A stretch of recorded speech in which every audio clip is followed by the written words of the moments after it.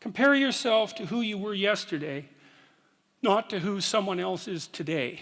And the reason I wrote that was because I had this client, I'm a clinical psychologist, and I've spent 20 hours a week for 25 years listening to people tell me about their lives, you know, and those people were people who were just barely hanging on to the bottom of the world, up to people who were so successful you can hardly believe it, like the entire gamut of people.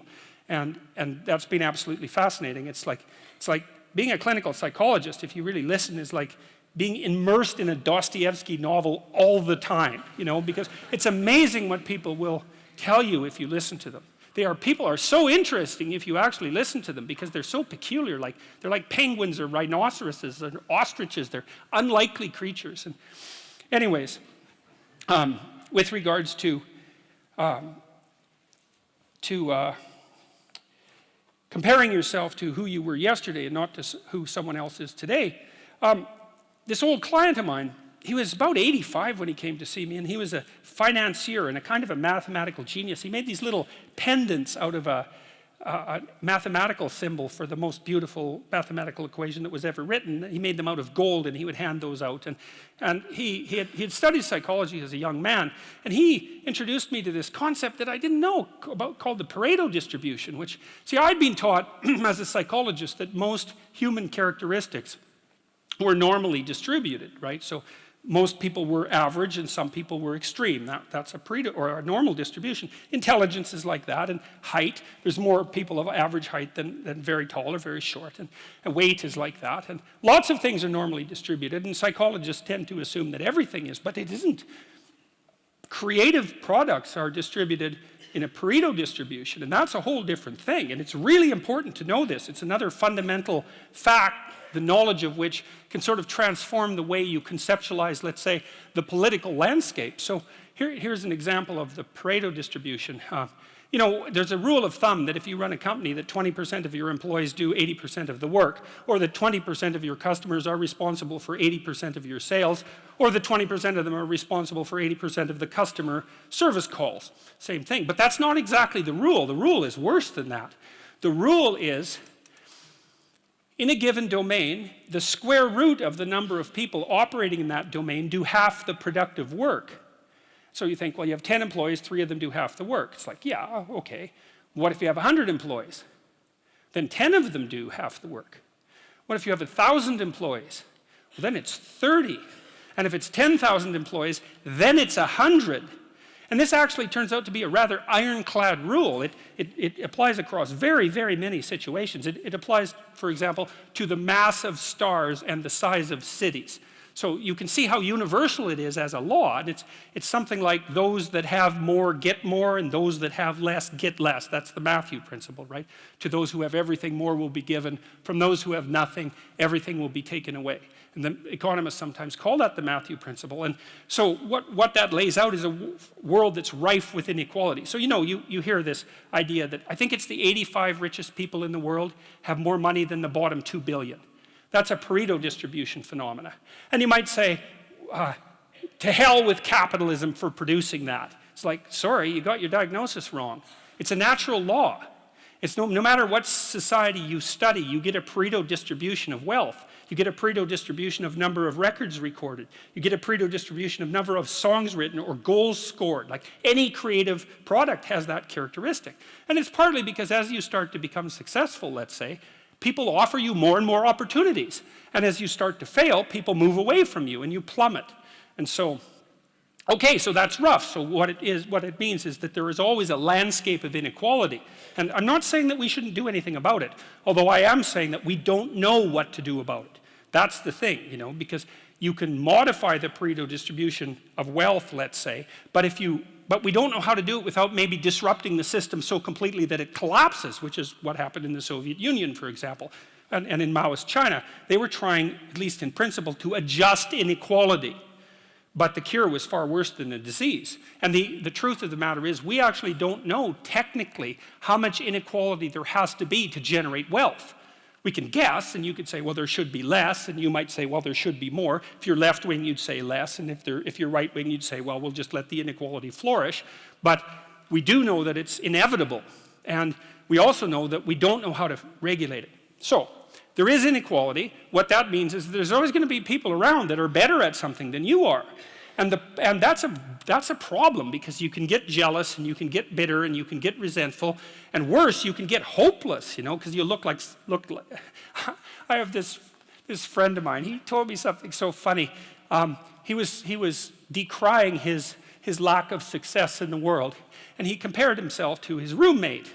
And he said, his college roommate was doing much better than he was. And his bloody roommate was Elon Musk. It's like, really? It's like, oh, you're not doing as well as Elon Musk. Well, you can see he would take it rather personally, because they were roommates and everything. It wasn't like he was doing badly. Like, he was doing pretty damn well. It's like, I'm not as good as Elon Musk. It's like, yeah, well, you and like 7 billion other people, But I thought it was instructive because you have to be careful who you compare yourself to. Now, you can't just not compare yourself to successful people, right? Because then you don't have anything to aim at. And one of the things I learned from Jung, this was a cool thing, I'm going to make a real lateral move here. Jung thought the book of Revelation was appended to the Bible because the Christ in the Gospels was too merciful. He was too nice a guy. Now, he's an ideal, right? And Jung said, wait a second, an ideal is always a judge. That's the thing about an ideal, because you're not as good as your ideal, so your ideal is a judge. And Revelation has Christ coming back as a judge, and that was Jung's explanation at the level of the collective unconscious for the pasting of that remarkably strange and terrible book onto the end of the Bible. So, anyways, my point is an ideal you need an ideal because you have nothing to aim at, but an ideal is a judge, and you always fall short of the ideal. So how the hell can you have the benefits of having an ideal without having the crushing blow that goes along with having the judge that always regards you as insufficient? So I was trying to work that out in the chapter, and this is something I've had to work out a lot as a clinical psychologist. It's like, well, let's say you need a goal, but we don't want to let your distance from the goal crush you. So you got to set up a goal, and then you got to break the goal down into parts so that you can move towards it, and you have a fairly high likelihood of doing it. So that's a bit of practical, I wouldn't say advice, it's because it's better than advice. It's some practical knowledge about how to go about achieving an aim. Set a high aim, but differentiate it down so you know what the next step is, and then make the next step difficult enough so you have to push yourself past where you are, but also provide yourself with a reasonable probability of success. It's also what you do with children, right? You want to push them because they need to grow up and be more than they are, right? But you don't want to crush them with constant failure. So what you do is aim high and make the goal difficult but proximal. So anyways, so that's one way of looking at it. But then the next thing is, I've had many clients in their 30s who are trying to, this is more true with women, I would say. A lot of women who are very high achieving and who established their career goals at 30 and then want to differentiate out their life. They want to have a husband, they want to have a family, they're trying to figure out how to do that.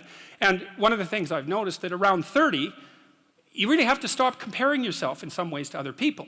And the reason for that is that the particularities of your life are so idiosyncratic that there isn't anyone really all that much like you, because the details of your life happen to matter.